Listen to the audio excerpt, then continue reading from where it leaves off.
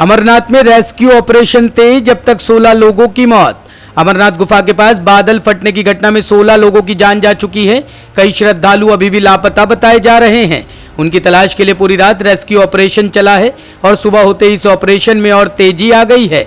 सेना, ITBP, Jammu Kashmir police और अन्य एजेंसियां भी हर मुमकिन कोशिश में हैं कि किसी तरह ज्यादा से ज्यादा जिंदगियों को बचाया जा सके। इस बीच अब हेलीकॉप्टर से रेस्क्यू ऑपरेशन तेज किया गया है। हेलीकॉप्टर की मदद से घायलों को अस्पताल पहुंचाया जा रहा है। अमरनाथ हादसा स्थल पर आज पहुंचे जम्मू कश्मीर पुलिस के अतिरिक्त महानिदेशक विजय कुमार ने कहा कि मलबे को साफ किया जा रहा है। मलबा हटने के बाद ही मृतकों की सही संख्या का पता चलेगा।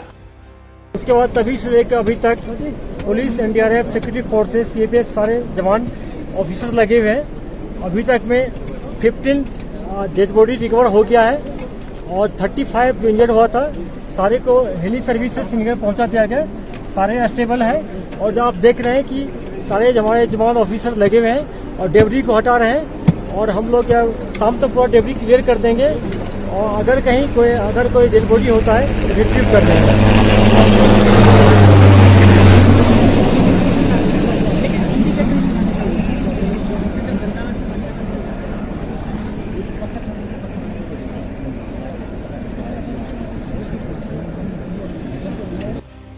गृह युद्ध में जल रहा श्रीलंका। राष्ट्रपति राजपक्षे के भागने के बाद पीएम रानिल विक्रमसिंघे ने बुलाई आपात बैठक।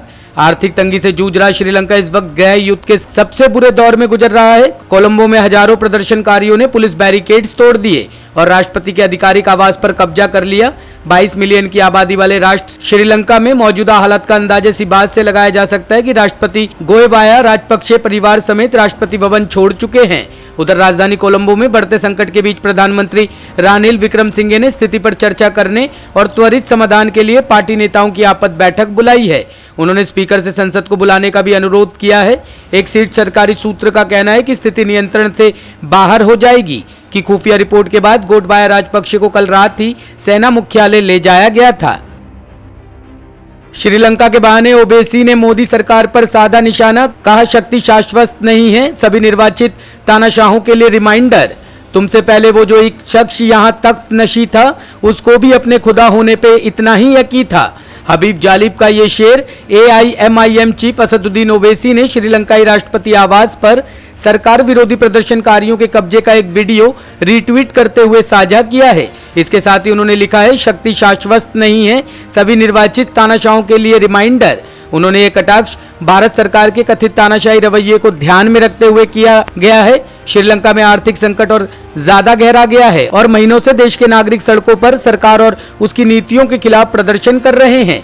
इसी दरमियान प्रदर्शनकारियों ने राष्ट्रपति गोटाबाया राजपक्षे के इस्तीफे की मांग के लिए बैरिकेडिंग तोड़ते हुए उनके आधिकारिक आवास में घुस गए। मुलायम सिंह यादव की पत्नी साधना गुप्ता का निधन। मुलायम सिंह यादव की पत्नी साधना गुप्ता का निधन हो गया है। साधना गुप्ता पिछले कुछ दिनों से फेफड़ों के संक्रमण से पीड़ित थी। गुरुग्राम के मेदांता अस्पताल में इलाज के दौरान उनका निधन हो गया।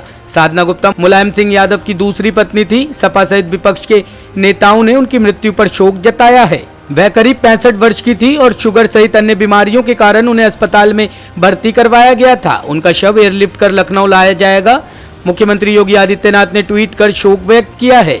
उन्होंने कहा कि उत्तर प्रदेश के पूर्व मुख्यमंत्री मुलायम सिंह यादव की पत्नी साधना का निधन अत्यंत दुखद है। मेरी संवेदनाएं शोकाकुल परिजनों के साथ है। प्रभु श्री राम दिवंगत आत्मा को अपने श्री चरणों में स्थान व उनके परिजनों को ये दुख सहन करने की शक्ति प्रदान करे। ओम शांति। शिमला में ताश के पत्तों की तरह ढह गई 4 मंजिला इमारत, किसी के हताहत होने की खबर नहीं। हिमाचल प्रदेश के शिमला में भारी बारिश के चलते एक 4 मंजिला इमारत ढह गई। प्राप्त जानकारी के मुताबिक शिमला के चौपाल कस्बे में शनिवार को भारी बारिश की वजह से एक 4 मंजिला इमारत ढह गई। हालांकि किसी के भी हताहत होने की खबर नहीं है। स्थानीय प्रशासन ने इमारत को पहले ही खाली करा दिया था। बताया जा रहा है कि चौपाल कस्बे में मौजूद 4 मंजिला इमारत में यूको बैंक की एक शाखा थी। एक ढाबा समेत कई ऑफिस मौजूद थे जिसको स्थानीय प्रशासन ने खाली करा दिया था। मिली जानकारी के मुताबिक शिमला के चौपाल कस्बे में भारी बारिश की वजह से एक 4 मंजिला इमारत ढह गई। स्थानीय प्रशासन ने इमारत को पहले ही खाली करा दिया था। ब्यूरो रिपोर्ट, टीम तफ्तीश न्यूज।